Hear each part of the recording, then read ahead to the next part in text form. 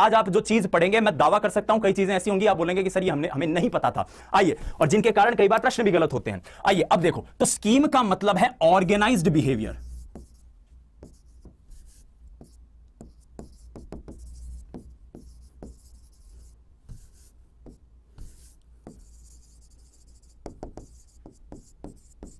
Pattern, ठीक है। पियाजे की बात करूं सबसे पहले, पियाजे कहते हैं कि स्कीम का मतलब है कि कोई व्यक्ति एक ऑर्गेनाइज्ड फॉर्म में एक के बाद एक, एक के बाद एक, एक के बाद एक, एक के बाद एक गतिविधियां कर रहा है, और उसके आधार पर, उन गतिविधियों के आधार पर वो व्यक्ति कोई भी चीज को समझ रहा है, अपने संज्ञान को विकसित करता है। पियाजे ने अपनी 2 बेटियों और 1 बेटे के ऊपर सारी रिसर्च करी थी और उसी के आधार पर इसको पब्लिश किया था। तो पियाजे ने इसको समझाने के लिए उनका जो बेटा था लॉरेंट के ऊपर एक प्रयोग किया, और लॉरेंट के बताया कि कोई भी चीज, कोई भी बच्चा, खासतौर पर शैशव अवस्था में अगर कोई बच्चा होता है, वो किसी भी चीज की दूरी के संप्रत्यय का संज्ञान अगर विकसित करता है, ठीक है, दूरी का संज्ञान अगर कोई व्यक्ति विकसित करता है तो उसके लिए 2 स्कीम करता है, यानी 2 गतिविधियां ऑर्गेनाइज्ड वे में करता है, और उसके आधार पर वो पता लगाता है कोई चीज कितनी दूर है या नहीं है। तो वो जो 2 स्कीम्स बच्चा इस्तेमाल करता है, उसमें एक तो होती है आपकी ड्रॉपिंग स्कीम, और दूसरी चीज उसमें होती है थ्रोइंग स्कीम।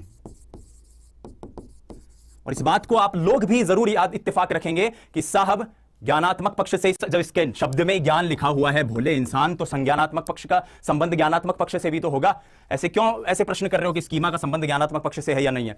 तो ध्यान से सुनो, अब ड्रॉपिंग स्कीम और थ्रोइंग स्कीम, ये 2 चीजें इस्तेमाल करके देखो, अभी इस पर कॉन्सेंट्रेट करो। मैं आपसे गुजारिश करूंगा कि कमेंट जो है अभी मत कीजिए, वरना एक बड़ा महत्वपूर्ण पॉइंट आपसे मिस हो जाएगा। ध्यान से सुनो, ड्रॉपिंग स्कीम और थ्रोइंग स्कीम का मतलब है कि इन दोनों चीजों के जरिए बच्चा अपने संज्ञान को विकसित करता है, खासतौर पर शैशव अवस्था में। आपने जरूर देखा होगा कि छोटा बच्चा कोई चीज को पहले तो गिराता है और गिरा के वापस उठाता है, और दूसरी प्रक्रिया में वो बच्चा उन चीजों को फेंकता है। तो एक तो चीज को गिराना और दूसरा उन चीजों को फेंकना, गिराना और फेंकना, इन दोनों के आधार पर, इन दोनों को संयुक्त रूप से करके वो व्यक्ति इस निष्कर्ष पर पहुंचता है कि कोई वस्तु मुझसे कितनी दूर है, या दूरी का संप्रत्यय आखिर में क्या होता है, या दूरी असल में क्या होती है। ड्रॉपिंग मतलब चीजों को गिराना, थ्रोइंग मतलब चीजों को फेंकना, ठीक है। तो यह दूरी का संज्ञान इस प्रकार से विकसित होता है। क्लियर हो गई बात आपको समझ में? अब समझ में आ गई। तो इस प्रकार से एक ऑर्गेनाइज्ड बिहेवियर पैटर्न से व्यक्ति कोई चीज समझता है। इसको ऐसे समझ लीजिए कि मान लीजिए कोई व्यक्ति गाड़ी चला रहा है, तो गाड़ी चलाने की प्रक्रिया में उसके अंदर संज्ञानात्मक कुछ अलग अलग गतिविधियां होनी चाहिए,